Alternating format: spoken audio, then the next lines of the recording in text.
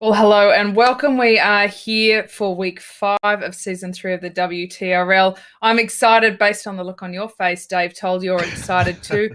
They're headed to Richmond this week. It looks like absolute torture, but we're bookending this week's racing, Dave. We've already seen the start with APAC last night. You've just been on America East. So far, there's been a whole lot of action and a lot of riders kind of slugging their way to the line, solo or in small groups. Good day, Kate. And I completely agree. This one, slugging is the right word. I mean, in two ways, because you're getting slugged. Hopefully, you're the slugger at the end of the day on governors, because there's a lot of body blows that get thrown at you by the course and the other riders. And yeah, I mean, so during the premiere today, saw a lot of folks, racers and fans alike, saying that this is the best course that we've ever raced on as far as excitement goes. But as far as from our racers' perspective, you've got to be fit, you've got to be aggressive, you've got to be tactically astute. This is not for the weak of heart.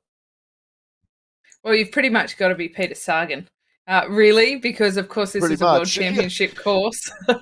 Let's take a Yeah. look at the profile to get a bit of an idea, because Dave, you could say that there's only 3 hills a lap, but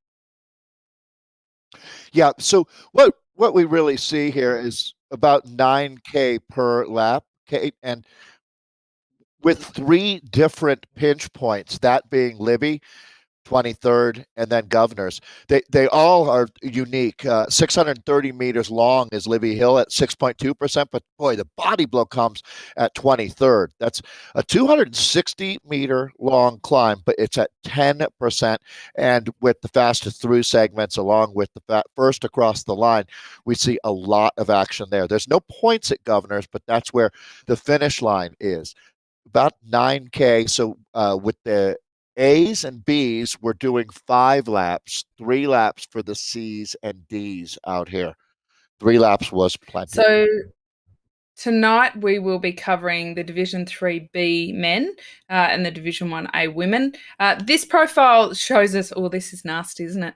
It shows us just how steep those pitches are, uh, especially that Libby Hill with the cobbles makes it pretty tough. But then backing up to 23rd Street Hill, and as you mentioned, Dave, heading up Governors, even though there isn't a KOM up there, we can certainly see that it is worthy of being called another climb and included in what could definitely affect the outcome. So with 5 laps, that's 15 different climbs they have to tackle. I'm glad you mentioned fastest through segment because that changes the strategy of it. What we've seen so far this week is that a lot of riders have perhaps questioned their ability to get to the end in any kind of shape at all. And so they've gone pretty hard pretty early to get those fastest through segment on that first lap. So it has been a pretty hard and fast start. We'll go down to pictures, Dave, because they're not too far off the bottom of the first climb already. So we can see that action up Libby Hill. And look, so far, nobody has just rolled into the race and thought we'll wait for the back end. Every race we've seen so far, they've really been quite aggressive in that first 15 kilometres.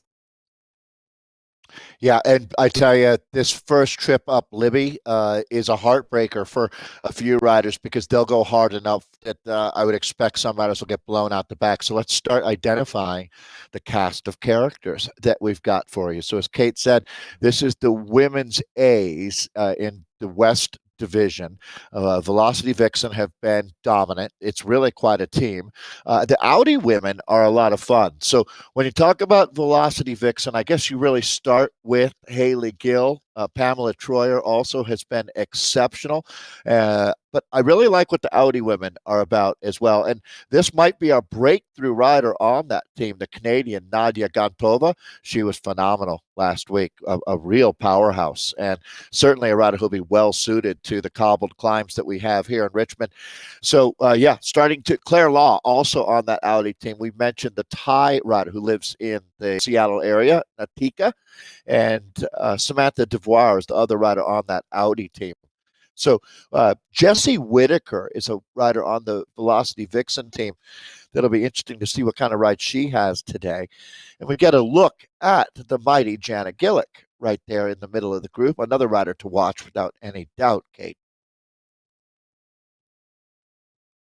Yeah, it's the depth of this group is quite incredible. Actually, I noticed last night that we had a few almost surprise outcomes because people took quite gutsy chances, and some of the more experienced riders sat back thinking this isn't really the course to do that on. We also have riders injured, which changed the dynamic altogether.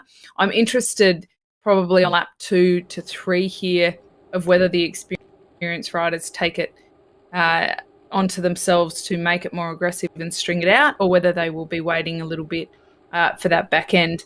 I reckon they'll be chasing the points on this climb, though, Dave. They're just turning onto the bottom slopes of Libby Hill now, but it's when they do that hairpin and head onto the cobbles that they really want to be accelerating and paying a lot of attention to any moves that are happening.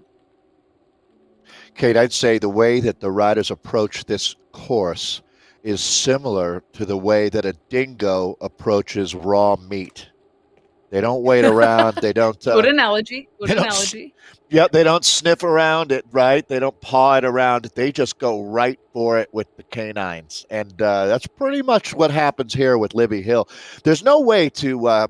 There's no easy trip up Libby Hill, and what happens, I think, with the points that you see and fastest through segment, you saying blow to bits. This is going to be a tough race. Now, I would say pound for pound, ounce for ounce, Kate, I'll put this group of women up against any group. It's certainly, this is where quality supersedes quantity, without any doubt. It's not a huge field, but there's a lot of talented riders, and that's what makes racing really fun for these women. No doubt about that.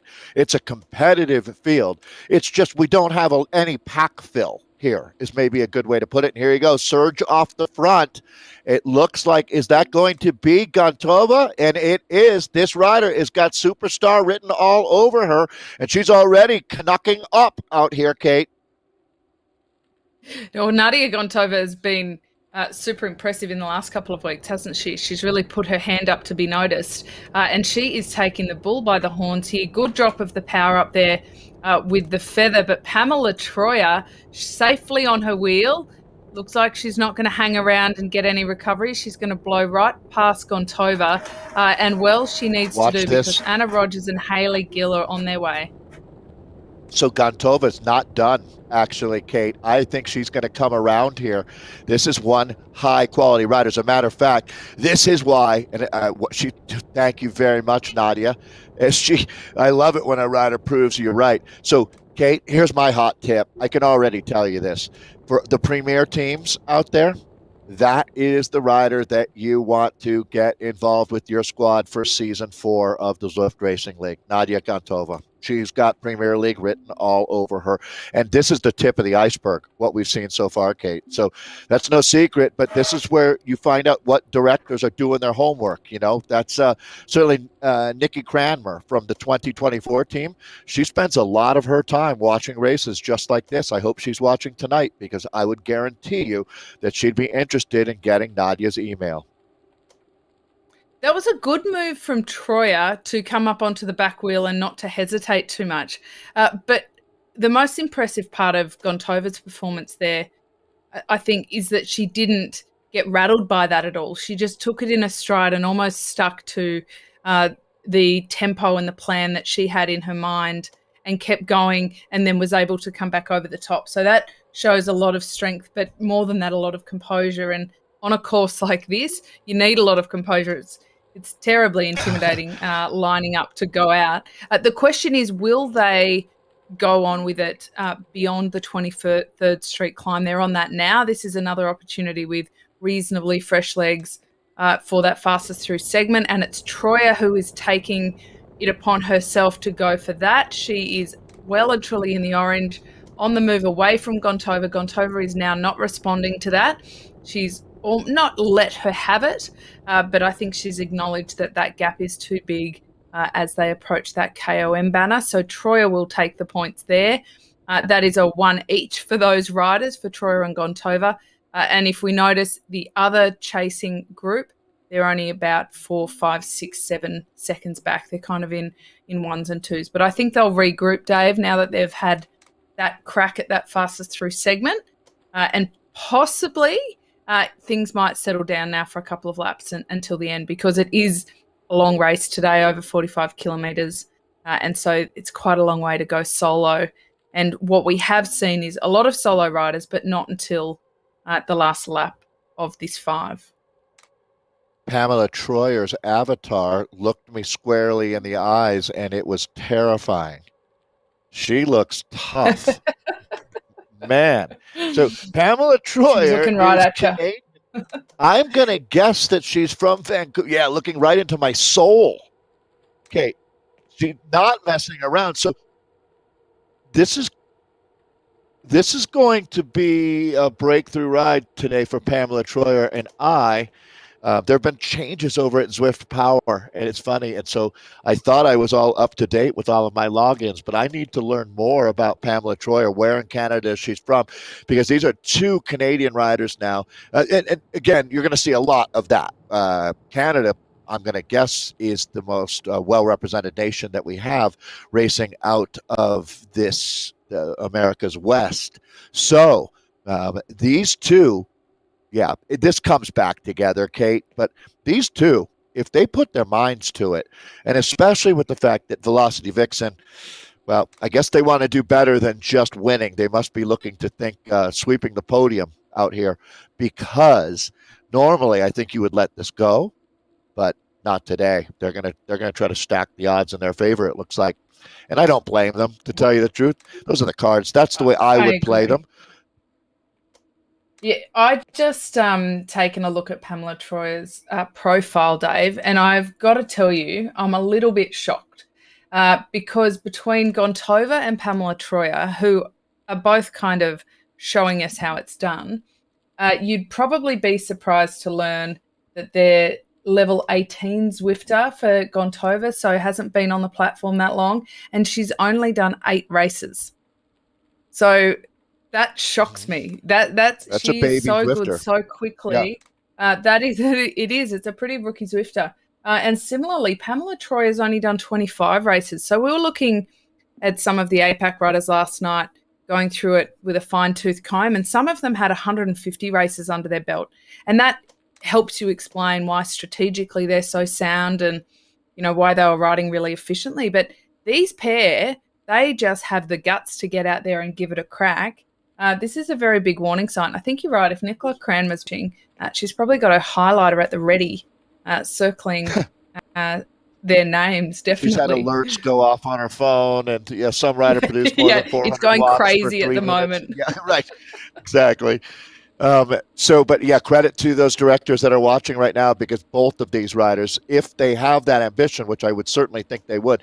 Anna Rogers, you see the Velocity Vixen rider leading the chase group right now. She's an established rider, one of the very high quality riders in this group. There's Janet Gillick moving up as well for Velocity Vixen.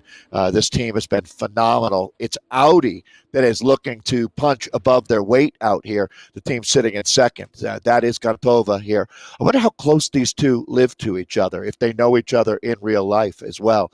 But so, as you note, level 18, level 25, I mean, they're still at that point in Zwifting where, they might level up during this race, right? As they're absolutely.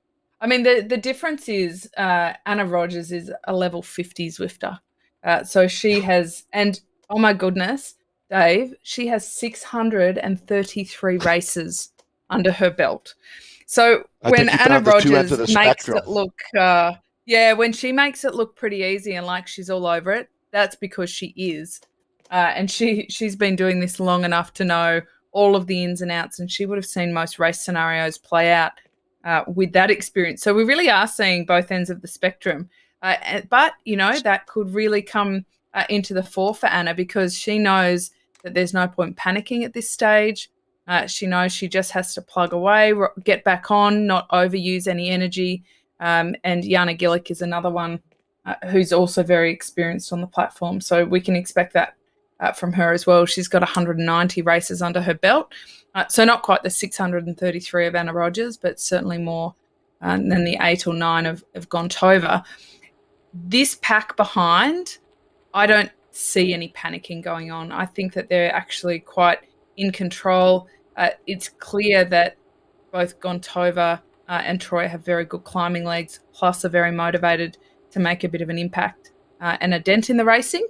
But if this crew can stay at what I'm going to say is a reasonable heart rate and power, so 160 in the 160s for the most part heart rate, that's a zone that you can, it's a bit sub threshold, sub FTP. You can tend to hold that for a little bit longer. So, these ladies, they're not doing too badly either. Gontova and Troy are out the front. They've got nowhere to hide. They will be burning up a few matches out there. So let's see if they can all come back together. And then Libby Hill next lap. Well, it all starts again. Well, this is easier, Kate, than emailing out your race resume to a bunch of directors. Just go ahead and take a solo break this is for the modern way to do it, isn't it? Yeah. I mean, this is how you make a statement in the ZRL, that's for sure. Now, you never know what a rider's ambition is, but these two really seem to me like, and I certainly hate for a team, but hey, it's inevitable. You have to look like in Premier League. When Movistar came along, I mean, there are a couple of teams that lost two of their star riders to that new team. That is crippling, but they adapt, they find new riders, and they find themselves back in the mix. And this is how you do that, is by finding riders like Gontova or Troyer out here.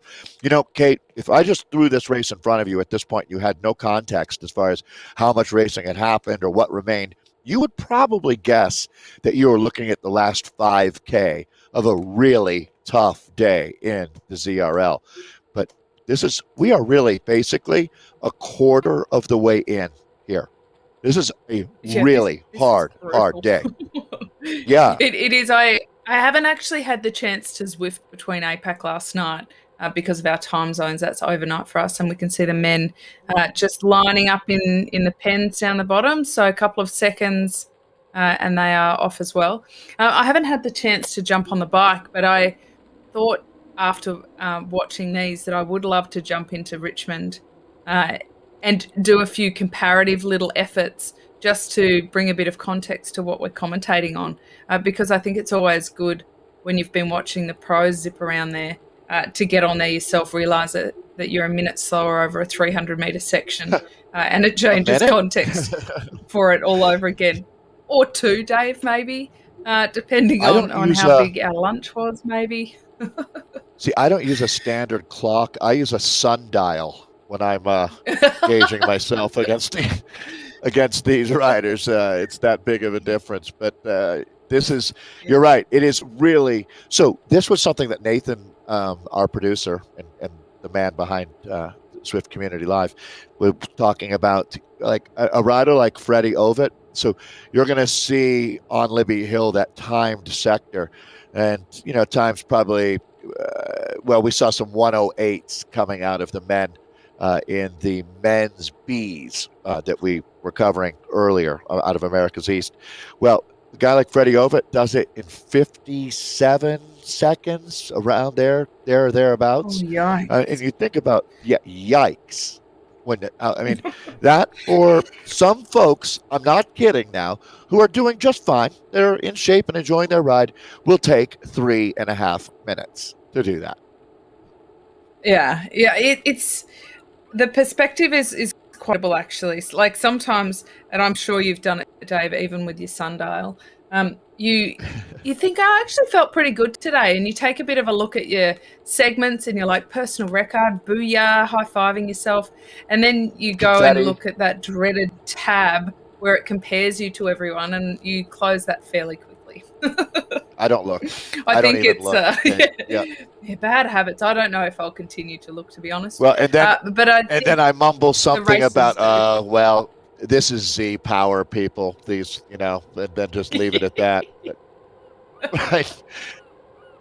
So, it's what? Something we noticed last night that I want to just mention. Sorry to jump in there, Dave. But on timing is that some of the riders are playing quite a cool strategic game where they're actually chasing that fastest through segment time without actually being the first to cross the line and almost hiding in plain sight. So they're sitting toward the back of the blob at the bottom and they're just making their way to the front by the top, always giving themselves a wheel to chase and kind of heightening their efficiency through the Surfing. segment. Yeah, Yeah, so we've right. seen some names on that preem list that we were like, oh, we didn't even see them coming through. And I think that's a really interesting way to do it. I accidentally did that in a ride the other day, got a sprint, a sprint preem time because I stuffed up the timing of the sprint.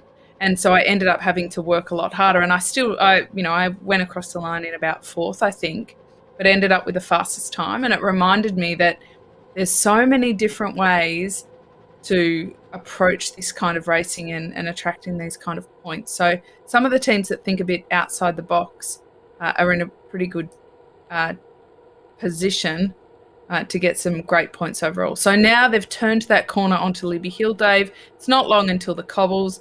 This is the bit that makes you shudder because when you're on a bike, it's the most difficult part. It goes up over 10% and on the cobbles, which wipes off a whole lot of speed for them as well. Yeah, it makes it just that much tougher. Two takeaways from that, Kate. One, I love the fact that a world champion in the points race like yourself is still using Zwift as a tool for learning about how to race your bike. That's super cool. That's why, just part of the reason that I love you so much, Kate. And then we had in the previous race, first time, never thought of this, fully within the rules, riders who were a lap down. So they were 9K behind the actual front of the bike race.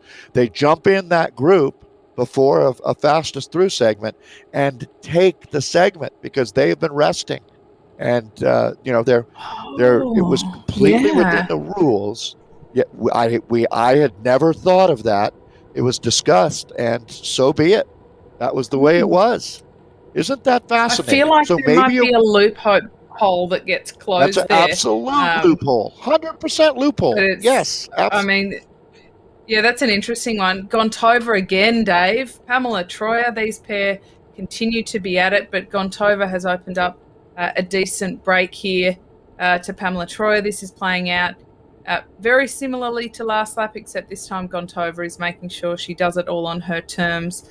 Whether Troyer then takes the 23rd Street climb and whether they're back and forthing it a bit, or maybe Gontova is just finding her legs. But she goes over very comfortably there. Troyer, she put nearly 10 seconds into Troyer there. Wow, that is a big gap. And now it looks like Hayley Gill is not too far behind leading the charge. So whether they might then absorb Troyer and leave Gontova out there on her own. I mean, so far, you said it earlier, it almost looks as though we've tuned into the back end of the race just because of how explosive it's been and how hard they're going. But Gontova's really no prisoner's approach today, isn't she? Yeah, and maybe this is her statement race. There's Hayley Gill, super talent. And this might be, you've seen it before, Kate, when a rider flips the switch and they decide to motivate and hit go mode. Well, things change. I think Hayley Gill said, all right, Ms. Gontova, you want a little action? Well, here we go. Let's throw down. Gloves off, right? It's going to be a phenomenal race here because Hayley Gill doesn't like losing a handshake, let alone a bike race. And here she comes. Oh, I like that saying. Well, she's going to throw herself right in the middle of this one, Kate. I love it. I absolutely love it. Nadia's not afraid either. I mean, Nadia, she might not see them again. She could be comfortable now. Well, there is a lot of confidence and comfort that comes from a solo break off the front because you, of course, have the kinds of riders like Gontova who are very comfortable setting their own pace, but you also have other riders who are better in a bunch who like it a bit on and off pace. And that preference really will change the way you approach a race. Now we're looking at the men here now, Dave, the Div 3As, and they are Bs, pardon me, and they are smashing it up Libby Hill here, much like the women. It looks like we've got the Gontova situation going on here as they crest this for the first time. Wouldn't that be funny for Nadia if that became our term for a dangerous breakaway, a Gontova situation? A That sounds like Gontova intel. situation. I'm going to write Yes. that down just for future weeks. The insider. If you're an insider fan of ours, you would know what a Gontova situation is. It doesn't sound good, and it isn't. The Sweet Life, Dolce Vita, OTR, Huang, here we go. This one looks like, as I say, a Donnybrook out here as well. Every rider fighting to get onto a wheel. Critical that you're linked up at this point, because once they drop down on this roller coaster ride, if you're not on that group, it's really hard to rejoin. You're going to burn a match. Yeah, this is one of the toughest segments. I said last night that whenever I see people going into the super tuck through here, I fear that they don't have good legs, because I only really ever super tuck when I desperately need recovery.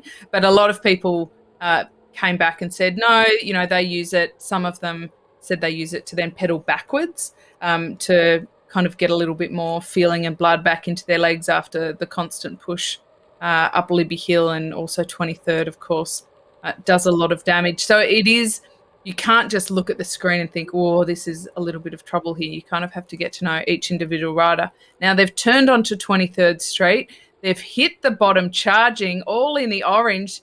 The power-ups are being dropped. This is a bit more of a competitive situation than we saw on Libby Hill. Yeah, it is. And so you can see here, talking about that fastest through segment, I'm trying to pick up, I think this is Tang, and it is Tang there. He very well could have double dipped. Really impressive. Now, I'm trying to, my eyes aren't good enough that I can quite see that flag. I think it's Isle of Man. I'm going to give him Isle? best name of the series because his name is Ringo Tang, and I love it. I'm a big fan of that name, Ringo Tang. I kind of wish my parents gave me a sassy name like that. He's riding really well as well. He's got a lot of tang in his ride. Do you like that? Can I say that? Does that work? Got a bit of tang in his legs? 100%.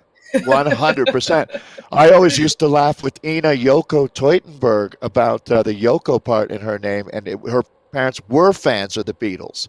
So I'm going to guess that Ringo's parents were big Beatles fans as well. We'll have to find out. Well, how do you go past them? Yeah, anybody watching, if we know whether Ringo's family are Beatles fans, I'd love to know that. You know what, though? That's kind of who isn't a Beatles fan? To be honest, it's a pretty high percentage. There's some people, Dave. We don't hang out with those people, but there's some people. No. So, well, Kate, can you believe it? We're only a lap in, not even, and we've got a split. And this is a defining split. Oh, my goodness. Yeah. We've got 7 riders up there. Well, 6 riders, because Jonathan Jatom at the moment, we don't see him. I actually might be a bit off on that. He might be up the top a little bit. But this is getting down to a smaller group. It's starting to regroup a little bit as they go through. They've taken the power off just a little bit, but they do go up Governor's Street climb, which technically isn't a climb, but it certainly is, because they're at 6-7% at the moment. We definitely count that as something that'll fatigue the legs. After this, they get a bit of downhill, a little bit of reprieve. If it doesn't regroup a bit there, I'll be surprised, because it's still a long way to go. And we do tend to see in the men's, Dave, that the men tend to regroup a little bit more than the women. And there isn't one particular reason for that, but we are doing that. And Ringo Tang is actually from Hong Kong, so I got that wrong. You're right.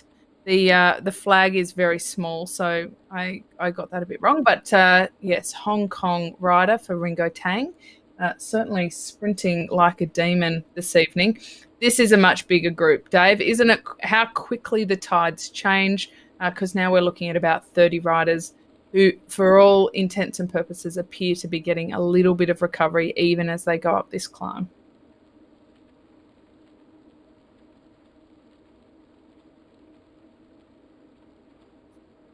So they're looking fairly under control at the moment, Dave. There's nobody's pushing the pace more than just rolling through. They are pretty blobbed up. It's good, that the pace is within control when there is a bit of a blob there, rather than a strung out straight line. So I feel like they're just catching their breath and readying for what will soon be another assault up Libby Hill. Yeah, catching their breath at about 4 watts per kilo. But you're 100% right. I mean, that's when you talk about the break that you get, that's it. I mean, it is marginal at best. But this is what you would call a brief reprieve out here. And actually, you can feel the crack of the whip going again here. Boy, there's no rest for the wicked in a race like this, that's for sure. Now, remembering there are no points at the finish line here until the finish. This is a false flat that brings you up to that finish line. I mean, Kate, you are 100% right. Governors on paper sounds like the tamest of all of the climbs, and I guess technically it is, but with 700 meters at a 5% average, and it kicks up to 8% a little bit, you feel it, and then what kind of seems like it would be a flat run into the finish is anything but flat. There's the finish line. It's basically a false flat all the way to the line. So right now in this group, this is pretty close to the biggest break you get. There's one micro rest coming up, but we're going to be right back at it. That is the vanguard. That's our front group. Nobody off the front here right now. Well, that's a funny. I think for most races, especially when you go around a course like this, and you do a lot of live calling of events, Dave. You're absolutely known and revered for that, the big booming voice at the live races. When it's a criterium or something, people are counting down the laps, and you don't go into a race thinking, I've got 50 laps. You go into it thinking, I'll do this in the first 10 laps, and then the second 10 laps, and you kind of break it down a little bit. The trouble with a course like this is it's very difficult to get your head around 15 climbs. And so, in some ways you then have to kind of make it less in the details and go, okay, we'll just do the 5 laps. Each lap, yes, it has 3 climbs. We'll deal with them on the go. So going through that start-finish gantry will bring a little bit of relief, because people are like, okay, all right, we can do this. Let's reset, recharge, and have another crack of it. This is the easiest part of the course. It's the only easy part of the course. And we can see that, even with their powers, they're down around, for the most part, 2.5 to 3 watts. So these guys, this is definitely the time where they're getting a little bit of recovery, a few power tucks going on, and considering what they might do to change tactics a little bit up Libby Hill. Oh, this is good. We've got the segment points through, Dave. I love these numbers. Thank you, Martin, for getting us those. So let's take a look at that. Slavos. Now, we didn't see too much of him, but he has gone through with fastest through segment. He's one of those hidden in plain sight riders. I like that. So he's leading at the moment ahead of Ale Rivera, Ringo Tang that we spoke about. Now, they're 41, 40, 40 in terms of points. That's pretty tight racing after one lap. You can definitely look at that list and say there's nobody who sticks out in particular. No, absolutely agree. Dolce Vita is quietly collecting a lot of points. I'm going to say that this group by far has the best names collectively in the ZRL, without a doubt. Yeah, I agree with that. Yeah, sounds like a rock band for sure. Otto Slavos here. So you can see those fastest through segments. Those are the real game changer. And I think with our community racing, that is one of the things I love about WTRL is that flavor that they're bringing in. Boy, that's it's hotting things up out here. Sean Brandt having a good day there for Dolce Vita as well, seeing some dirt riders up here. But now we really start to feel the pressure because there is this race to the bottom of Libby. And what's interesting to me is when you look at Libby, Kate, that the run-in to Libby is a pretty significant climb on its own right. It's not flat to get to the bottom of Libby. No. When they're going past the river, you think, oh, this is pretty cruisy. But what a lot of teams are choosing to do is actually use one of their riders to push the pace a bit to make sure that nobody's really getting too much recovery at all. And that's really changing what the outcome that then happens on Libby Hill, because nobody's arriving at the bottom too fresh. There's a lot of posturing going on. Richmond course, David, reminds me so much of Philly and Lemon Hill and Manayunk Hill and that kind of course where you had a little bit of flat, but there was nothing on the flat except a lot of acceleration and a lot of speed. So we've jumped over to the women here, Gontova. I think it is a saying now, the Gontova situation. I'm definitely going to hang on to that one. Because it's getting worse, the Gontova situation, actually. Kate, yes, I have to say... Yes, it's quite dire now.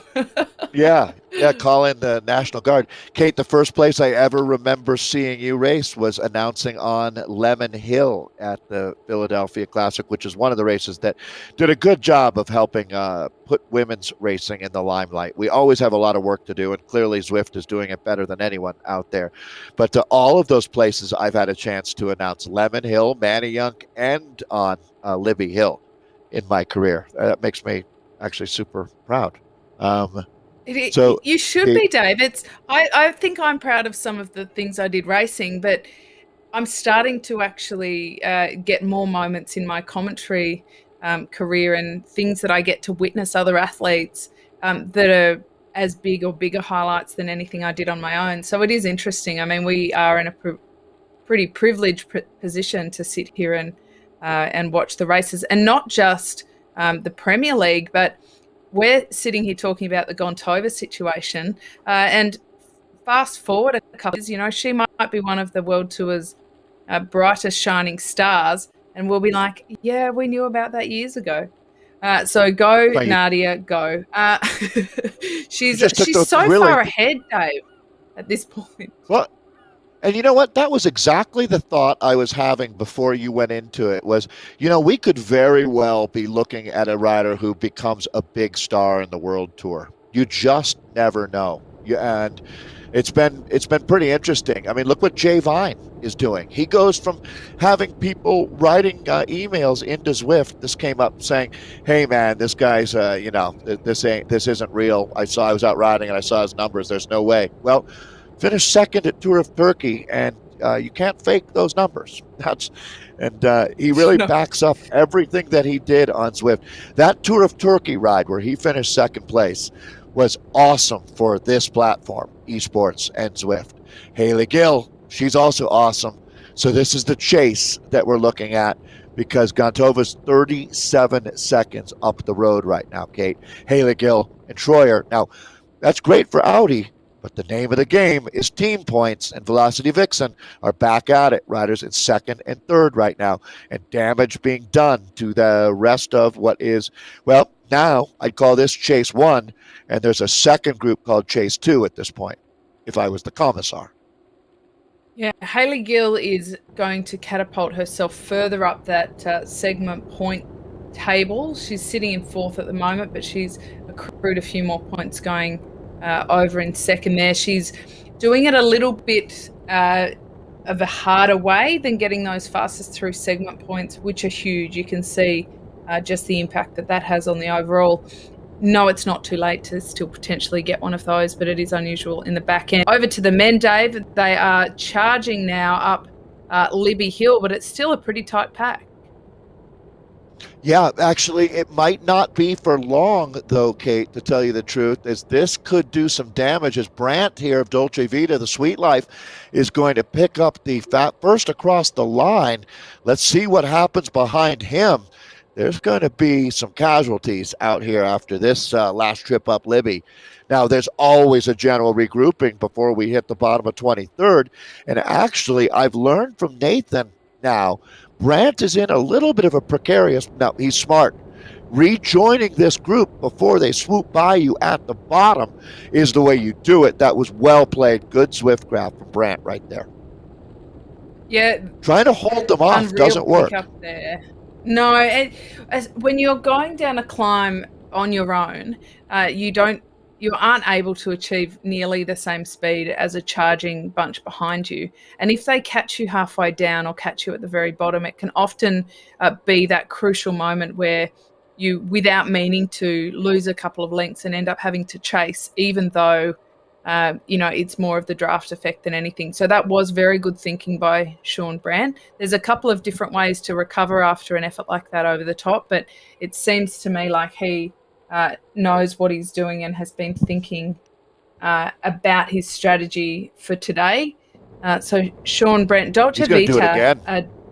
they're doing so well out there today. But Sean Brandt's still relatively new to the platform. Dave, he's only done 24 races. He's only a level 18 Zwifter. So again, we're watching a pretty natural talent here. Completely agree.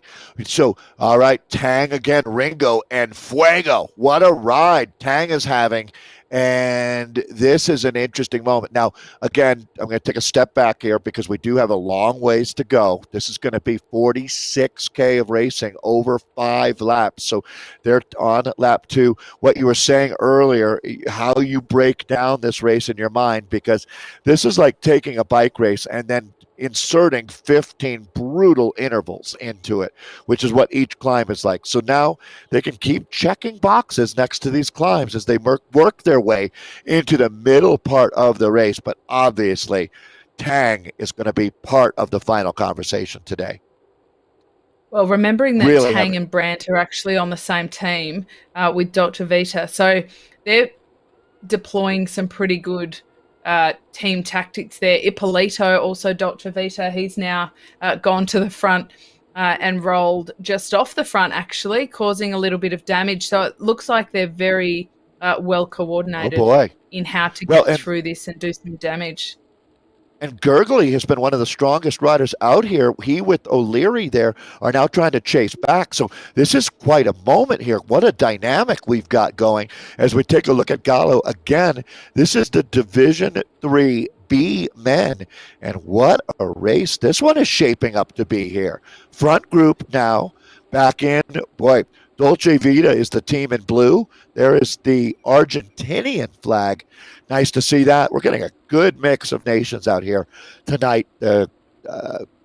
Taking a look there, that's Costa Rican Rivera going off the front for Momentum Costa Rica. Well, there's only about 10 riders in that front group. Dolce Vita have 4 with Tang, Brandt, Yatum, the Argentinian you were just mentioning, and also Bob Ippolito. So they're in a really good position to control the race in a way that suits them and the outcome that they're seeking. What we did see definitely with the division of responsibility for the climbs, I would say we saw Tango for the 23rd Street, and that was after, of course, the effort from Sean Brandt over Libby Hill.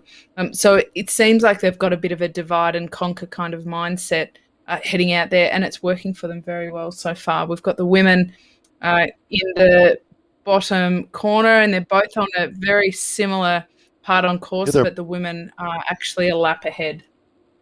In an alternate universe, right? That's pretty cool to see. So that was Chris Hill. So Nathan and I, Kate, have decided to sound cooler. We're going to start saying Zed all the time. So this is Zed's son, R. Chris Hill on the front, getting some company from Ippolito, but it looks like Miller wants to join now, the OTR rider, and OTR has a few riders coming up. I believe that's the Czech flag that we're looking at there. Wow, we haven't seen a mix of flags like this in quite a while here in America's West. This is where it's at. Yeah, it's a great time zone, isn't it, to pull some people in from all sorts of geographies, and it mixes up the team. It's always, I think, a bit of an interesting one then when it comes to communication. Last season in particular, I remember seeing some teams who were using on-screen prompts and some numbers by their names and different outfits and such. And when we questioned the sense of that, they came back and said it's because there isn't necessarily a universal language, and so they're trying to get around some of those language barriers. I also find that dynamic very interesting. I think sometimes that throws them back into having to think a bit harder on the bike and react to what's going on, go for team direction so much. But it's an interesting way to race. So they're doing a pretty good job, I would say, so far. Martin makes a good point. That is not Czech Republic. That is the Philippines, is the flag Gee, that we're I on was fire just with our talking about. flags tonight, aren't we?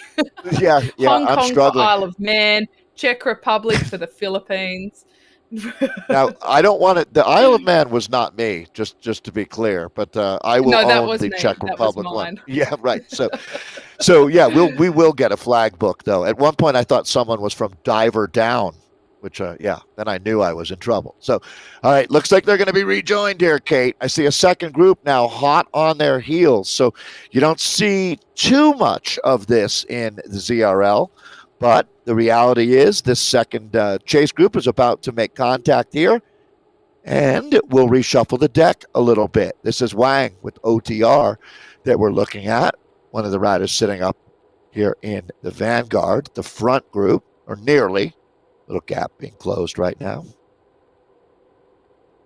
All right, well, these little gaps, I've got to be careful not to let them open up. It jumped that stupid prompt, and I say stupid, Dave, because it always comes at a time where my legs are already hurting and my lungs are burning, where it says 2 meters, 3 meters, 4 meters, 5 meters, kind of push the pace a little bit. You know that you're getting dropped. But when you're getting those prompts, it's still not showing a second or anything like that. So when we're actually seeing that the gap's coming up as 1 second or 2 seconds, that's actually, a distance that can't be shrugged off. Sometimes you can be 10 meters off a wheel, 20 meters off a wheel, and just not be able to get back on. At the back end of the race, and especially when they're going over these lumps, Governor Street, I think, is the biggest area of danger for this. You think you're okay with 1 or 2 seconds gap, but you just can never close it down. So they have to be really diligent. It's hard to concentrate for this length of time on the trainer doing this kind of racing. It is mentally equally as exhausting and taxing as actually the physical element. And a lot of our more experienced riders, that's where it really comes into play. They know when to panic. They know when not to panic. And sometimes they're able to control their heart rate a little bit more simply through being able to remain calm and anticipate the situation to come. Yeah, I really think that you can see when riders have reached that, I don't know, there's a certain calm that you find with a level 50 Zwifter and their ability to text or communicate while they're Zwifting, multitask while Zwifting. It's incredible. Well, the Gontova situation continues to get worse here. I don't know what anyone can do about it, but at this point now, she's almost, we could be talking about a minute lead pretty quickly here, the way that she's riding. Next stop, Premier League. I mean, I feel like I need to really Google synonyms for impressive, because I keep saying impressive to describe it, but that is exactly what it is. You can look at the points and think, okay, yep, she's ahead. She's doing a pretty good job. But what we're seeing on screen is the more impressive point this evening. It's worth mentioning for riders that are back in that chasing group, there isn't, in terms of point differentials, there isn't a huge amount of point for them to really race each other and break up into ones and twos in order to get those points if they can get it done in a sprint. So there'll be a few that are happy to just sit in the group, pop out when they go through those segments in order to get those preem points. There will, of course, be others who are not very confident at getting any points and do want to push the pace a little bit. That's what keeps it interesting, the mix of strategies in play. But that is very dependent on who's actually in the separate groups. Polat, she's been a cracker over the last couple of weeks. And another one that's really on the rise. She's been improving out of sight. Well, that's the flag of Turkey. I say with zero we got that one doubt right. in Yes, my mind. Yes, and that's because Daryl Pollard is so good that we've mentioned it so many weeks. Kate, she's a breakout rider from this group too. She's up there with the Haley Gills and another rider that has a very nice trajectory going right now, and is one of the riders doing a lot of work back in that chase group here. That'll be. It looks like racing for silver out here today. So she's with the same San Diego Bicycle Club as Hayes, who we're in right now. Rachel Hayes here, and I think Natika maybe had a technical issue possibly out here today. The rider out of Washington State. We also know that's the tie flag. It's you're starting to get a little bit of excitement on Libby Hill horse voice going on there, Dave. I love Yeah. it. It's like you're on Well, site and you're hearing the sights and the sounds and you're getting into it. I think you're right. Natika has been so very consistent over earlier weeks that she may have had a little bit of a technical issue. Sometimes a technical issue, Dave, is that your legs won't work. I reckon that counts as a technical issue as well. That can happen. But she certainly is not having the best of days for what she's capable of, but she'll be back. Look at this. This is a nice little team effort going on here with SDBC. They're the San Diego Bicycle Club A group. They are working together to try and make up some time there, but they do have a fair gap to close. Yeah, in team time trial mode out here, getting ready for Thursday's WTRL. So, okay, and they're coming up on 30K. It is 46, a little over 46 kilometers of racing out here on the 5 laps out in Richmond. Has Anna Russell seen this hair yet? I don't know. She hasn't commented on it, which means no, because she would definitely say something. Yeah, oh, absolutely. I don't know what she would say. You never know with Anna. She calls it like she sees it. I think she'd be impressed, though. Right, yes. She definitely last night was on fire with the critique of the fashion. I don't feel quite as qualified as her to do so. I'll have to take a few screenshots and send them her way. But she did indicate, Dave, and this is very exciting breaking news, that she was going to organise a trophy of sorts for the Farshan champion of season 3 here on Zwift. So, if your legs aren't doing the job, just tweak your outfit and you'll get Anna's attention and you may end up with some silverware for your cabinet after all. I wonder who else's opinion she trusts. Does she listen to Nathan? Does she care what Nathan thinks on fashion? Look, I'm not sure she does, to be honest, Dave. Yeah, I think I she paddles her own canoe when it comes to that. So we just leave it to her. She doesn't need any help. I think she says, you can help me by not helping, would be, I think, her perspective, right? Well, exactly. Here we go. It's going to be one of our Costa Rican riders, Rivera. He's not coming back. This should be good for top bonification here on Libby Hill. See how they score behind him. But this is where, from the Kate Bates School of Racing, I know that he might have done even a little too much there. As you don't want to burn any extra watts. You're going to need them later in the race. Yeah, we saw it in APAC happen last night. There are a few quite mental mushroom clouds from some big efforts. Definitely, I say give it a crack and give it a go until you really know your limits. But it can certainly do some damage. One of the riders, in fact, that did it was a lady by the name of Lucy Esdale, and she had an absolute blinder up Libby Hill and also up 23rd Street, and she really paid the price for it. But at the end of the day, she actually ended up with a lot of fastest through segment points, so it may have been quite a strategic one. But at this point in the race, I don't think, generally, broad statement, there's not too many chasing those segment times per se. It's more about points. So you do have to temper your effort. You're spot on about that, and make sure that you can jump back in. But they are all back together. There's nobody... There's no flyers off the front, so they can afford to chill out a little bit. I've noticed that the team of the day so far, Dolce Vita, they do have a tendency between segments, Dave, to come to the front of try and control the pace a little bit. But they're on 23rd Street Hill now, and it's Slavos. who has dropped the feather up first and is pushing the pace. If this is Tang coming up through the middle here, so I was watching him slide to the back, thinking that he was trying to set up a fastest through segment, which would make a lot of sense.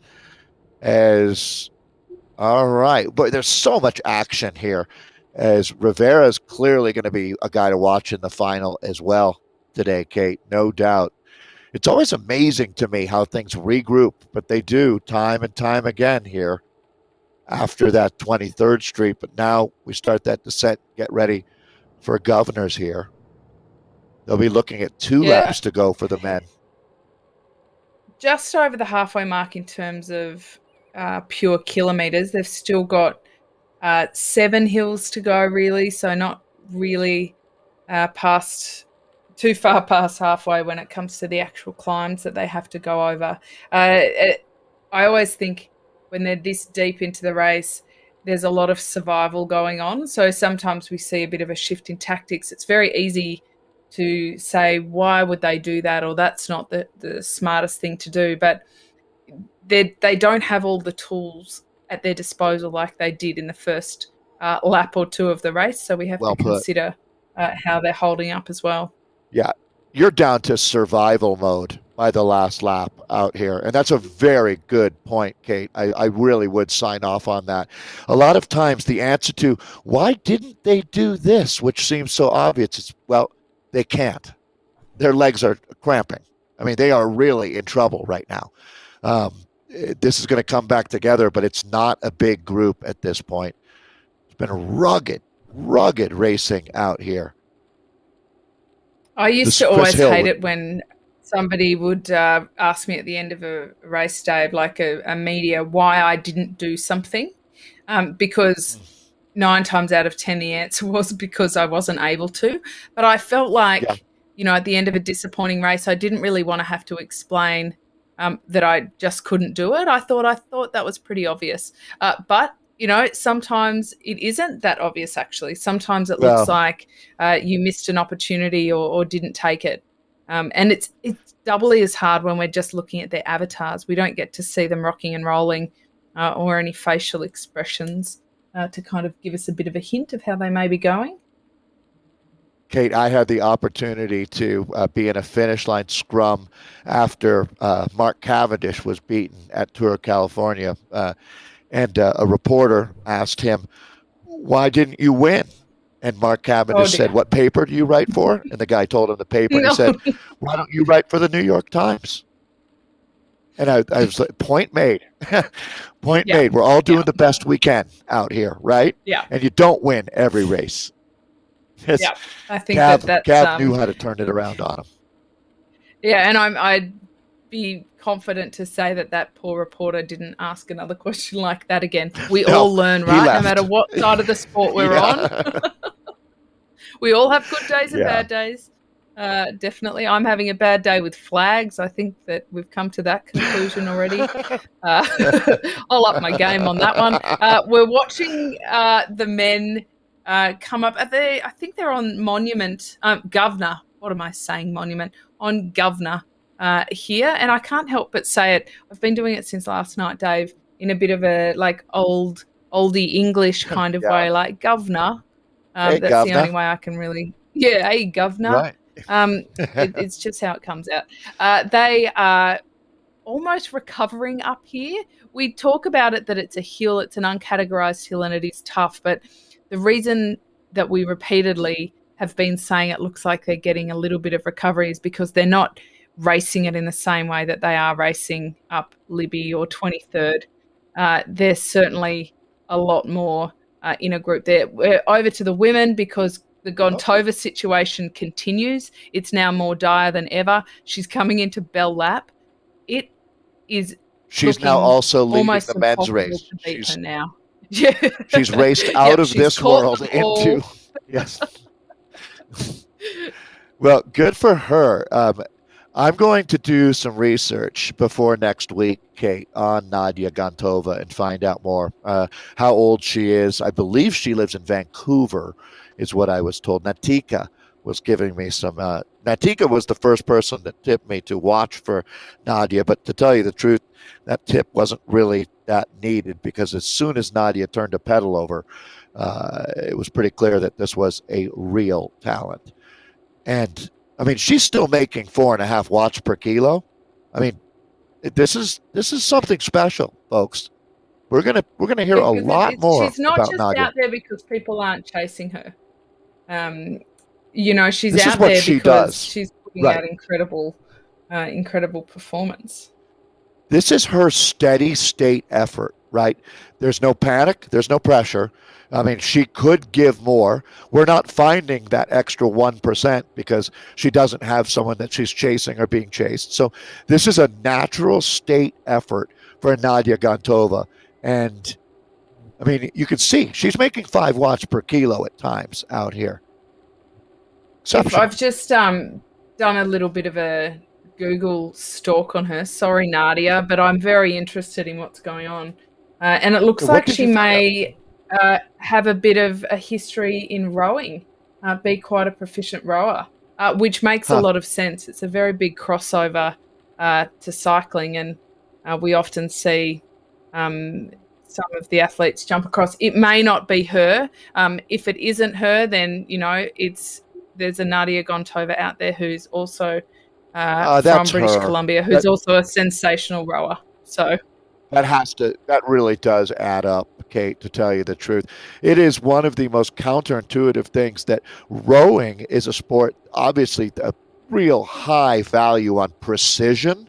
The team being synchronized is massively important, but that's an all. So you'd think, if you didn't know anything about it, that you're using your arms. Well, you're really using your core, your legs, your arms, and your core. It's a really, really tough sport. And I'm not surprised at all to hear that Nadia, because there's also an interesting, because there's a lot of water in British Columbia and up in Seattle. Like if you live in Seattle, you see the crews out there on Lake Union practicing every morning. Um, Typically, they like to get out there before the bigger boats are creating wake. That's a problem for the super lightweight shells that they compete in. But I think that you've got the right Gontova, to tell you the truth. yeah, look, it all adds up to me. She's It adds proving to up. be Clues. Yeah. quite. You said earlier it was almost a drop away comment at the end of something else we were discussing, but you said, watch out Premier League. And I think that this is the kind of athlete that you do see really explode onto the scene. And we know from what happened at the World Championships, the Esport World Championships last year, that the rowers were quite successful in that. So it is cycling, yes, but we do have some athletes who've kind of crossed over, and it's an easier crossover into the esports world because it's a lot more about pure athleticism than bike skills. They do still need to learn, of course, about the strategy behind cycling and racing, but they don't have to learn the art of racecraft while also trying to juggle Yeah. the dynamics of a bunch, the safety issues. I know that there's a lot of athletes who come across who physically are incredible, and for that reason, they often do exceptionally well in things like time trials. But when you put them in a bunch, they find it quite terrifying. And Well, I grew up riding a bike, so for me it was natural, but I can appreciate that there's a lot of people who find bunch racing quite a tough skill to pick up. well, Kate, you know how much I love when people track me down on Twitter and tell me I'm wrong. But I have to say that I think that um, anybody, so if you look at what it takes to be an elite level rower crew, well, it's a team sport. It requires that you get up at 4:30 in the morning to be down at the boathouse to get the boat out at 5:30 in the morning, to be on the freezing cold water at 6 o'clock to work out. There's a lot that you ask of an athlete to do that, and I have found that someone who has the capacity to do something like that has very little trouble adjusting to what it takes to be an elite level bike racer. Now, runners or swimmers, I find it to be really different. When you're swimming, you're in a world of your own. When you're cycling, you have to be hyper aware of the organism that is the peloton. And you can't zone out in the middle of a group, or you crash and you crash other people. So there's no doubt, though, that so obviously I'm a big fan of rowers, but I don't think that she'll. And your point is really well made, Kate. But I think that she has all the tools that she needs. Yeah, well, we're seeing her just continue to open over a minute and a half. So I would have to flick through the file of facts in my head, but I'm pretty sure this is the biggest gap we've seen this For season. me, for sure. And even I've never in seen previous seasons. So that's I've never seen a minute, Kate. brilliant Yeah, ride. so We can't underplay just how impressive that is, can we? And this is a pretty solid chase group as well. These are the names that we've spoken about ad nauseum over all of the seasons, just about how strong they are, how proficient they are at racecraft. When Anna Rogers is just off the back of this group, you know that they're hoofing it along because she's someone who is yeah. reliably on very good form. Pamela Troyer, I've also loved watching her step up as well. I'll definitely do a bit of a Google stalk on her later to see her a bit more Yeah. about her background, because I'm fascinated to see people jump in and rise so quickly to the top with such incredible power numbers as well. Yeah, Kate, if this was a group of 4 riders where you're like, well, to be honest, they're really not that talented. There's no horsepower there. So it's really not as impressive as you might think. Well, nonsense. These are 4 really quality riders that we're looking at here. And we've watched them now, Kate, for this is the 3rd season. So we've never seen them have a situation. So the Gontova situation is a reality, and it will be the takeaway from today for me. Well, she's averaged so far, Dave, 4.3 watts per kg for the 42.5 kilometers that she's covered. I'm pretty sure I can't do that at the Have any moment of the for men about done more? 10K. I'll give it a go. No, just the raw numbers are incredible. And they outline, as you said, the performance. It's not simply that she doesn't have the competition. She sure does have the competition, but she's romping away with it. And she's also gone up those climbs, even though she's got a huge gap, with quite a bit of comfort. So next to the men, Wilson, he's given it a crack. He's attacked Dave. He's got about 10 seconds back to Hill, up Libby Hill here. So he's looking, the power numbers are looking pretty smooth. He's actually building as he gets up here, and he looks like he might hold them off for this one. I think that that's a lapped rider, some traffic that they're going by there. Maybe a rider waiting to save it up for a fastest through segment, but you're absolutely right. So this attack happened down by the river, is where the van is parked, down by the river, and he attacks there. And so now Wilson has picked up maximum bonification. Here's Chris Hill for Zed's son. Yeah, that is, and he got the van power up. Yeah. Good one, Nathan. Oh, we get to have fun too, don't we? This is playing out not too dissimilarly from what we saw in a lot of the APAC events, where toward the back end, small groups and twos, solo riders were able to tap off the front and actually keep increasing what looked to be gaps that would come straight back. He's got 3 to 4 seconds on Rivera and Hill, who are chasing behind, but they are just a 2, because then it is back another 6 or 7 seconds to that bigger chasing bunch. If he can turn, and he's just done it, turned it into 5 seconds, if he can keep edging away at this, Hill and Rivera might drop back to that other chasing group while Wilson pushes forward. Well, I tell you what, this is going to be interesting. What is the plan here? Throwing the Aero helmet up. So This is 25% off his CDA, or basically he's a little slipperier right now. Knowing that they're going to reload quickly, that's a good time to use it here. So Wilson, it's gone up. I mean, so you can see Chris Hill sitting at 6 seconds back, Rivera at 4 back, but then it's 10, 11 seconds back to the meat of the chase here. That's a good look. That shows you how when you're going on a climb, the distance isn't great. The time, though, remains the constant variable. And it looks like, yeah, this does come back together. I was wondering if we might have a bit of a jailbreak here. Oh, but it might just be setting up to what we're going to start seeing in this final.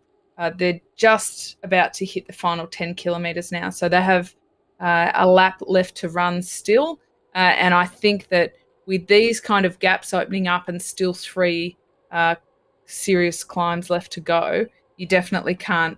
In fact, they've got 4 because they still have to go up Governor, don't they? Yes, before that they even hit that start finish line. So they've still got 4 climbs left to go.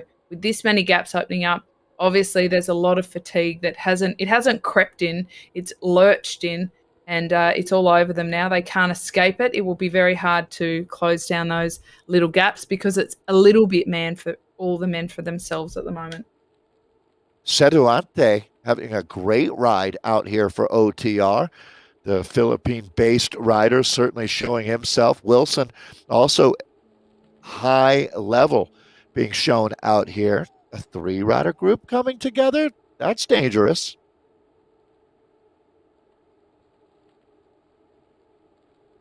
Three is a good number at this point in the race, Yeah, actually, no to real... be able to work within.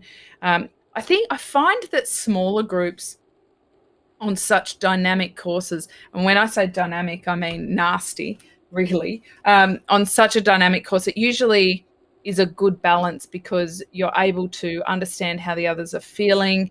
You can get into a really good rhythm. Often that's interrupted when the bunch is too big, and that's why we see, when we watch something like the Tour de France, Dave, those big breakaways often you see a lot of good riders in them and you think this is dangerous, but they often don't survive because the key to any kind of break is to actually work really well together.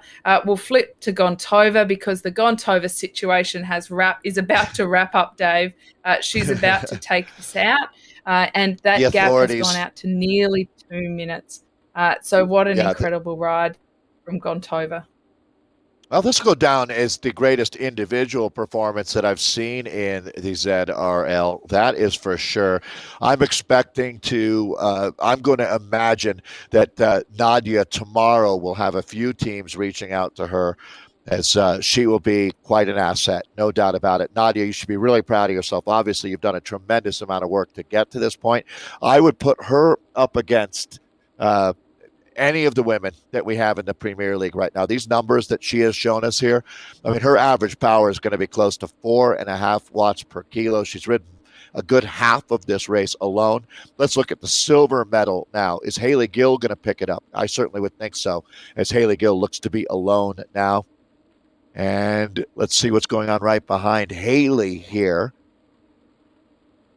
Like, this was quite a day, but it's 19 seconds. And Beryl Polat look like they're about 20 seconds down, Dave. That's, especially Pamela Troyer picked up a lot of points early and some really good segment time. So I think in the overall standings, she'll still end up in quite a good position. Velocity Vixens against Audi. This is a familiar story plot that we're seeing, but Polat, of course, riding for the San Diego Bicycle Club, is putting in a great performance. So it has split really into pieces. Cindy Law, she's also there with Troyer and Polat.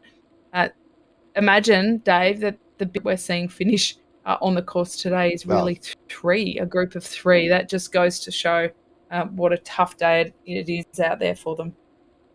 This is unheard of, but how good is Nadia? She's finishing almost 20 minutes before some of the other riders in the same race. 20 minutes in an hour-long race. She's going 1/3 faster. 33. That just seems bananas, doesn't it? I mean, and because the riders that she's finishing a third faster are still hoofing it. Their Yeah, numbers are they're still not. They're no something. slackers. Um, Yeah, no, that yeah. most people would look at and think, "Yikes, that's pretty hard going." So this has been a bit of a ride for the ages. I actually said last night with Sky Talbot, I threw it out there early, Dave, and I said maybe we're watching a ride of the series, but I think Gontova has just um, made sure that I'm careful when I say that at this stage in a season because she's certainly put in a very strong effort Hey, for that Kate, trophy. I'm thinking we start Kate and Dave's racing team, and we get both of Sky and Nadia on our team. Let's sign them tonight. As I'll sign Pamela Troy or get her on our squad, and we could be winning in the Premier League by season 4. Kate, Yeah, if we could have the top five from today, I'd be quite happy with that actually. I'd work. That'd Because work for me. we need to Yeah, pad the team out with a whole heap of different I'll different take style Jana riders. Gillick, Anna Oh Rogers. I'll yeah, take them definitely all Anna day long Rogers, definitely. And I think we should probably hire Anna Russell as our fashion as our consultant director to design us a and jersey director. and Yeah, and director. yeah. Yeah, She'll this is get the great. most I'm out of pumped these about ladies. this. Yes. So, all right, Nathan, sign us up.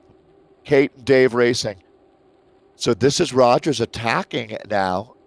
So they're going to be picking up the points. Now, Velocity Vixen are the women of the hour as far as the team goes. And that's how we keep score here. So all credit to Nadia and her Audi team, but Velocity Vixen will shrug that off. Well, and they've made the points go deep enough in all of the categories that whether you're racing for the top 10, the top 20, or even the top 30, there's still an impetus to keep going, to keep pushing, and to sprint for those points, which I love because Me too. it means that if you're not quite up to speed for the win on any given day, that there still is a lot of purpose individually and also for the team to really push all the way to the line. And Anna Rogers, we've learnt over the seasons, is nothing but an absolute seasoned professional when it comes to riding for the team. So great to see them doing that. The same can be said for Jana Gillick. So she is pushing her way to that line now as well. She'll pick up Yeah, some Yana's on points. my She's team for still in the sure. top 10. Yep. Well, Yana's on you're on our our team, team. Yana. Whether they like it Yeah. or not, Dave, Yeah. we've signed them up and conscripted them Yeah. across. I kind of feel like we already have a relationship. You know what I mean? Like it's Yeah. not a business; it's a family. Yeah, right. Yeah, exactly. So I mean, although slightly awkward because I could literally be standing behind Anna Rogers and Jana Gillick in a coffee shop and I wouldn't know it. So, we might need isn't a that meet and funny? greet to kick off the season. I think just about every team would say the same thing, Kate. I really think it's fascinating about how this has all worked. And, knock on wood, as it seems like people are getting vaccinated and maybe we'll start to, well, I know. I mean, we're going to be getting back to in real life racing. We already are in so many cases, but this will remain a very important part of people's lives. And what happened over the last year, some of us really found some real solace in this community. So it's been awesome. Whitaker finishing up here. We're going to bring the women home. We got the guys who should be just about out on their last lap or getting very close to that. Yeah, so they're heading Wow. onto that last lap now, Dave. They are not too far away from the finish. Oh, this is the nastiest part of the last lap Ooh. because this is definitely the calm before the storm. But they're going over 40 kilometres an hour, so they're not sitting back and waiting. But each and every one of them would be taking those big breaths, dropping those shoulders, and getting ready for this assault up Libby Hill.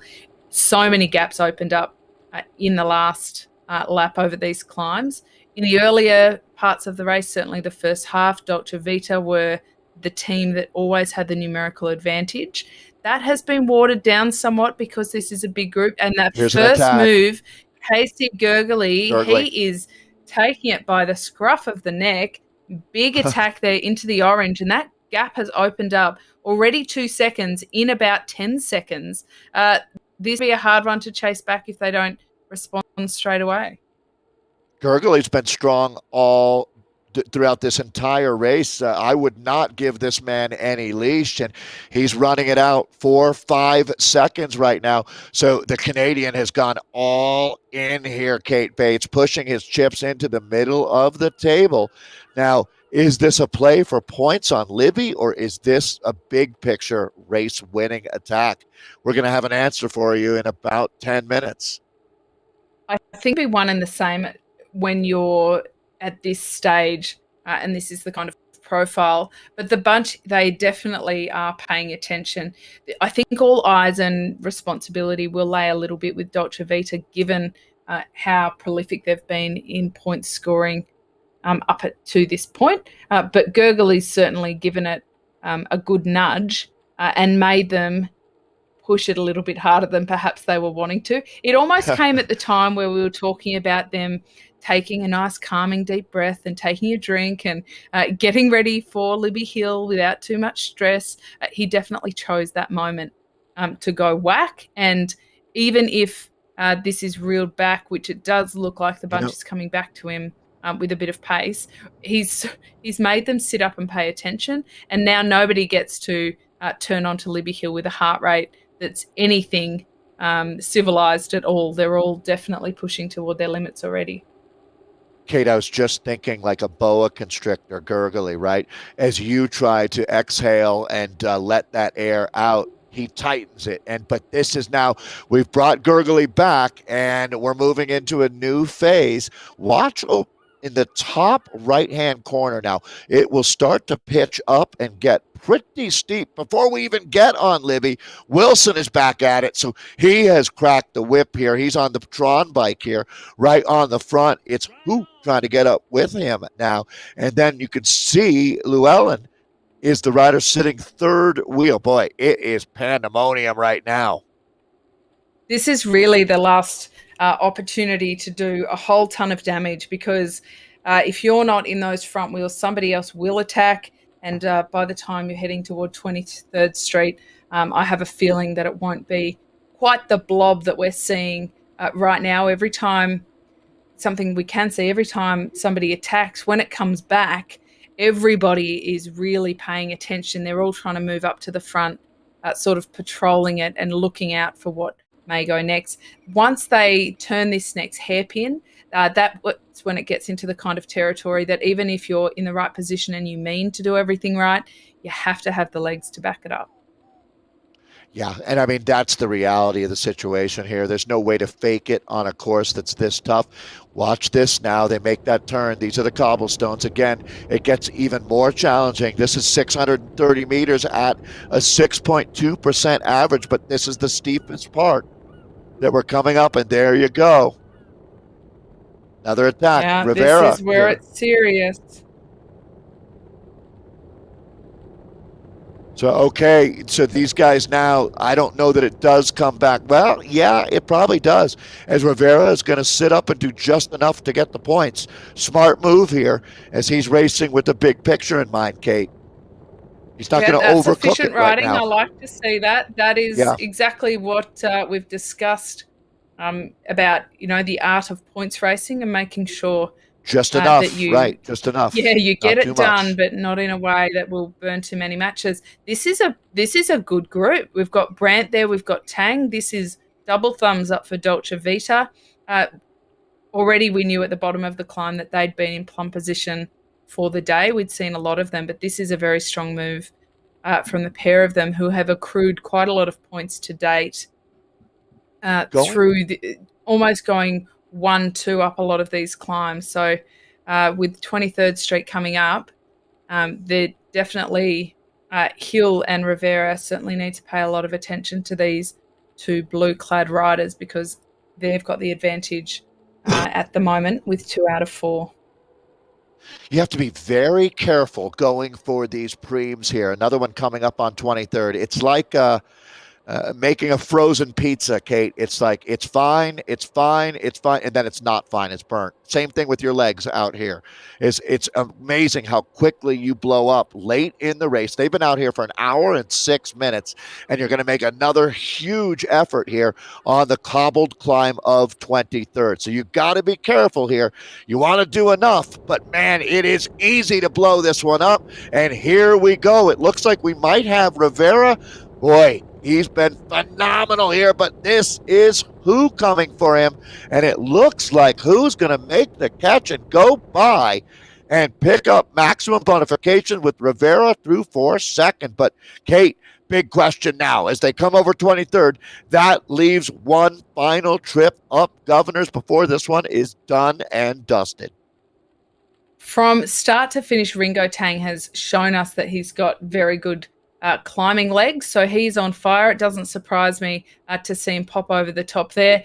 He's keeping going with it too, so he knows that the finish is very close and there is no reason to sit up at all. He's 50% chance of winning out of these two, so he doesn't want to dilute that by sitting up and letting the others come back. In saying that, he does have a teammate in Brant who is behind with Hill.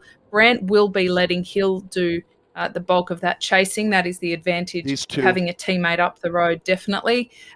Tang has looked comfortable the whole day. Rivera has certainly grown into this race. In the back end, he's stepped up more visibly than the first half in terms of the way he's been challenging these climbs.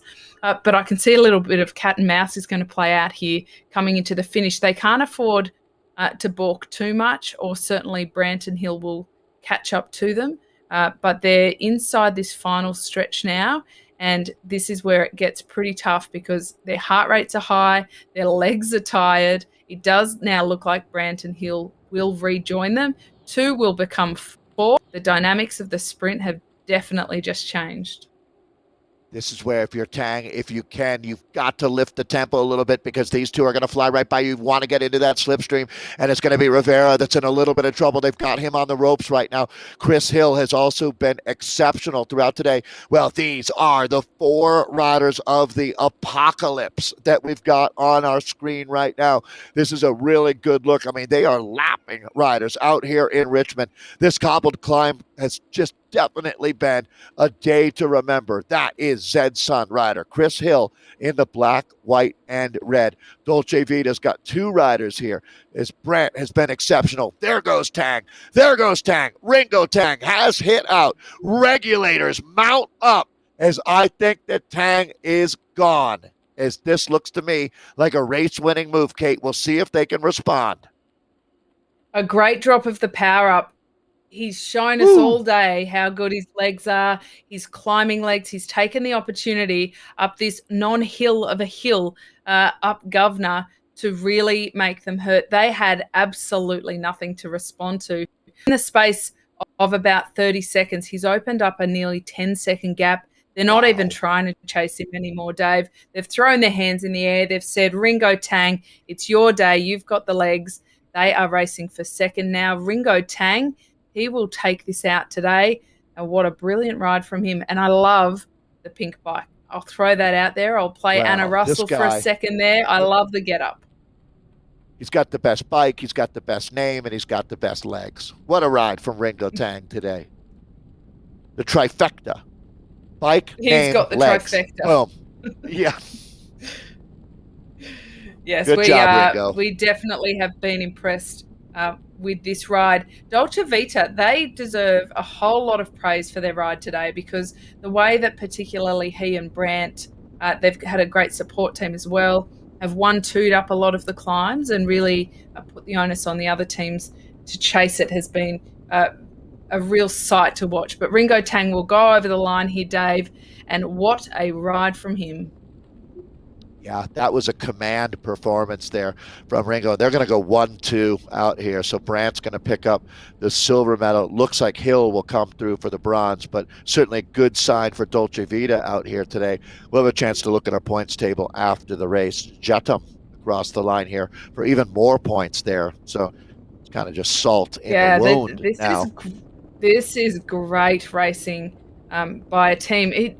there's so much depth across a lot of these divisions that often we see some great standout performances, and we know that a lot of good teamwork has gone into making it happen, but it's not often as obvious as it was today, where a team has really um, taken control of how the race is. They've been in control in terms of dominant numbers uh, the whole way through. Breaks, groups reformed, but they were still able to keep their strategy pretty on track and on point. So well done to them today. Slavos coming across the line now. He also had some great zips up over some of those KOMs, so he'll pick up a whole lot of points for that effort as well. Yeah, he played a solid role out there. This is going to be Rowan, then Wang that we've got coming across the line. So it's been a long day. One of the toughest days in ZRL history that we've witnessed. So, well, Kate, I hope that we get back to Richmond soon. This is the kind of course, though, that you don't want to overdo it on. Maybe once a season will be just enough. But I hope that we get back here for Yeah, more racing well, soon. Yeah. you're right, because I think some of the writers described this course was with a vomit face emoji, and some of the ladies from APAC were calling it the vomitron. So when you say it's a once in a season kind of course, I feel like for some of them they're hoping it's a once in a lifetime kind of course. Alas, we will certainly be back on this course next week. Of course, we head to Paris. And they zoom around the Champs-Élysées for another quite long race in the season. So we're really ramping up, and hopefully they've built some fitness to date, because they're going to need it in the back end. Let's take a look at some of the results, because we talked about it early on. Sometimes when you see them sprinting for the points, by the end you've seen them cross over so many preems that we have to take stock. Nadia Gontova, she will write her name in WTRL history with that incredible performance. And nearly 2 minutes, Dave, she put into Hayley Gill, Pamela Troyer, Cindy Law in fourth, Beryl Polat coming in fifth, Anna Rogers in sixth, Jana Gillick took out seventh, Jessie Whitaker in eighth. We've got Hayes in ninth, and Det Skoltorn rounding out the top 10 for Audi Women. Great ride from Audi Women, but a lot of velocity vixen in there as well, Dave. So I think on the points front, of course, we're looking at where they cross the line, but on the points front, that could be quite a tight competition. I've never seen a rider finish with 1 watt per kilo higher than everybody else in the race. I mean, I just can't even wrap my mind around pretty that. impressive. Yeah, it certainly is. Let's take a look then at women's Division One, as Edwards from the herd of madcap meerkats will take the win. Exceptional ride there too. 1 hour, 16 minutes and 14 seconds out on course. But look at this. She also was 2 minutes quicker than the chase group. And it was 2 riders there, with Hutter taking the silver, Smith or the bronze, Hutter riding for CrowdGen Mount Evans, Smith riding for Dutch Diesel Cycling Xena. Then you've got from the Tunitas team from Alto Velo, Holt for fourth place, Lorimer from CrowdGen Mount Evans, and Aldridge in fifth and sixth. So obviously a great day for CrowdGen out there. It was Molly Van Houweling. Good to see you out here, Molly, riding for Dutch Diesel, the former world hour record holder, finishing in seventh. Young Nickel in eighth for Alta Velo Tunitas. ATP Racing Vespid has Heinz in ninth, and then Torelli for Dutch Diesel rounds out our top 10. Alrighty, there's some big names in that B division, isn't there? Now let's take a look over here. We've got Barr, who took out the win, 47. Geez, some big gaps tonight, aren't there? Christine Barr, 47 seconds ahead of Anderson, and she's riding for the GSZ Queen Bee Coalition. Love all of these names. There are 2 teams that dominated tonight, aren't there? The herd of Misfit Meerkats, let me not trip over that, with Hilgerford in third, LeBlond in fourth for the Queen Bees, Barry Era in fifth for the Queen Bees, another Meerkat taking out sixth. A lot of Canadian flags here too, Dave, with Rosenberg in sixth, Breck in seventh, Rolls in eighth. They're both riding for the KRTC Lightning Strikes. And for the Fearlets, we have Hager and Lyons rounding out that top 10. Hildeford, who refuses to divulge where she's from, has now been moved to Canada by default. So I hope you like it up there. Excellent. Yeah. Yes. Yes. Sorry, Hildeford, but you're a Canadian now, whether you like it or not. Odds are pretty good that she already is, right? Well, I'll have to find out. But there you go for the C's for our women. And I think that some of these men's races just wrapped up, so they probably have the Zwift abacus out right now. And you can Yeah, always go to yeah. There's someone in the WTRL. background doing that. Well, they're done. Good job, Martin. So that is Ringo Tang, ladies and gentlemen. Big win, breakthrough win out there today. Way to go, Ringo. So he'll take the gold medal. It'll be Brant for silver for Dolce Vita, Zed Sun Controllable, and Chris Hill ending up with the bronze. Costa Rica in full effect. Momentum CR and Rivera for fourth. Jetum for Dolce Vita Cycling in fifth. Coalition Levitate rider Adam in sixth. Hansen for seventh for the On the Rivet River Rats. It's Ippolito for Dolce Vita in eighth. Cedrante of River Cats, excuse me, in ninth. And then in 10th is our Gallo. Well, what great racing that was too, and Ringo Tang certainly the man of the moment with that performance today.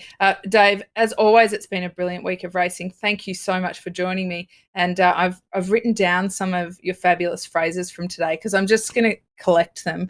And just so you know, come about season 5, I reckon I'll have enough for a book. So that's what I'm working on in the background. The other thing I've written down for today that I'm sure will carry us through many a season is the Gontova situation, because that was an epic ride from her to take that out.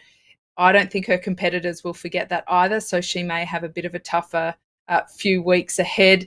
This wraps up week 5. We have 8 races in the series. Dave, thank you for joining me. Same time, same place next week. How about it? You bet. Thanks so much, Kate. I love being on this team. Big thank you to Nathan and Martin. This is the best team, and Kate, you're a champ. See you next week, Dave.